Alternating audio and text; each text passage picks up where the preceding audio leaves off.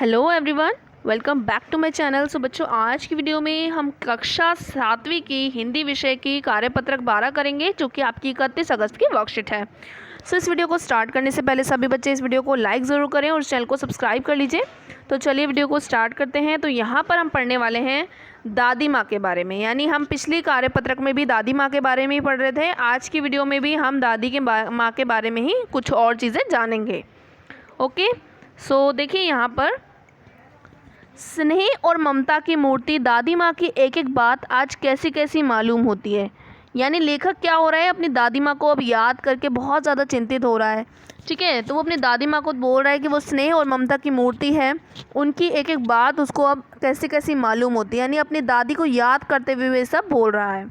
परिस्थितियों का वात्या चक्र जीवन को सूखे पत्ते सा कैसा नचाता है, इसे दादी माँ खूब जानती थी।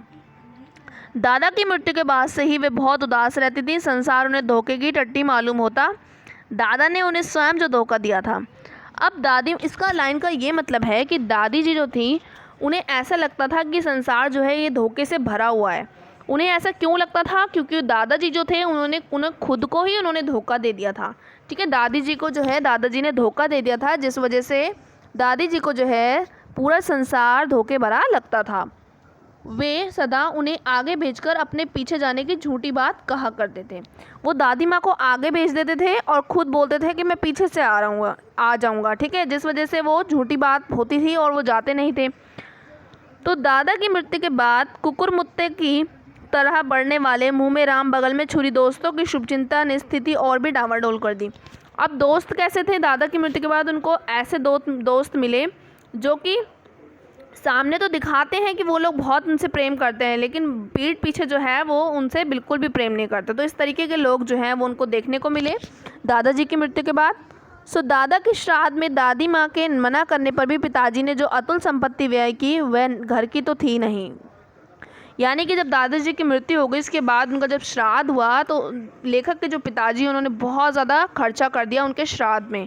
ठीक है, जिस वजह से उन पर बहुत ज़्यादा कर्जा भी हो गए थे। यानी कि वो जो संपत्ति थी जिसको उन्होंने खर्च किया था वो उनकी नहीं थी। अब बढ़ते हैं इनके प्रश्नोत्तर सेक्शन की तरफ। प्रश्नोत्तर स्टार्ट करने से पहले प्लीज़ इस वीडियो को लाइक करें। तो देखिए यहाँ पर प्रश्न नंबर 1 आपको दिया हुआ है कि पाठ में दादी माँ को स्नेह और ममता की मूर्ति कहा गया है। आप इन शब्दों का प्रयोग किन रिश्तों के लिए करना चाहेंगे और क्यों करना चाहेंगे? तो देखिए, दादी माँ जो थी वो स्नेह और ममता की मूर्ति थी। तो आप इसमें लिखेंगे कि मैं इन शब्दों का प्रयोग अपनी माँ और दादी के लिए करना चाहूँगी, क्योंकि माँ और दादी जो होती है वो भी स्नेह और ममता की मूर्ति वही कहलाती हैं। क्यों कहलाती हैं? क्योंकि वे हमें बहुत ज़्यादा प्यार करती हैं और हर वक्त हमारा ख्याल और देखभाल करती हैं।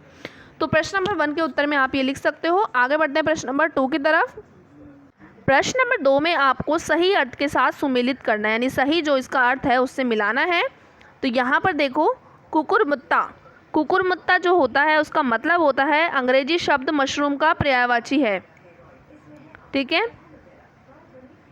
वात्या चक्र का मतलब है तूफान, इससे मिलाना है। और अतुल का मतलब है जिसकी तुलना ना हो। तो इस तरीके से आपको ये सुमेलित कर देना है सही अर्थ के साथ।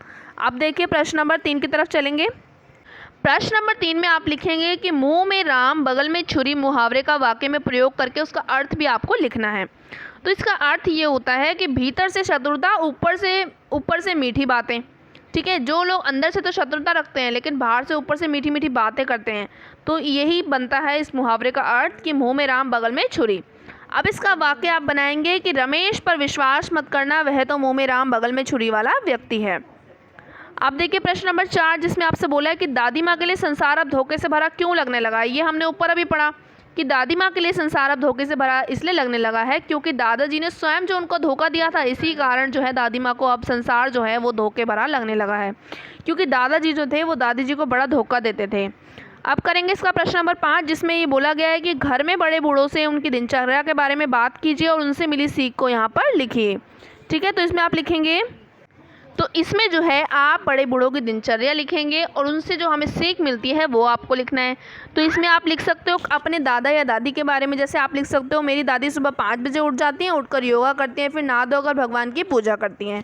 ठीक है, उसके बाद वे घर के थोड़े काम करती हैं और हमें होमवर्क में भी मदद करती हैं। जैसे दादी होती है ना, घर में बैठी रहती है, थोड़ी बहुत हेल्प वो हमें कर सकती है। तो उनसे मुझे ये सीख मिलती है कि हमें आलस्य को त्याग कर समय से सभी कार्य को पूरा करना चाहिए, क्योंकि जो घर के बड़े बूढ़े होते हैं वो क्या करते हैं, सभी काम को समय पर ही करते हैं। ठीक है, कोई आलस उनके अंदर नहीं होता है। तो उनसे हमें यही चीज़ जो है वो सीखने को मिलती है। तो इस वर्कशीट में आपके 5 प्रश्नों को हमने हल कर लिया है। सो जाने से पहले वीडियो को ज़रूर लाइक करिए और मिलते हैं नेक्स्ट वीडियो में। तब तक के लिए बाय बाय।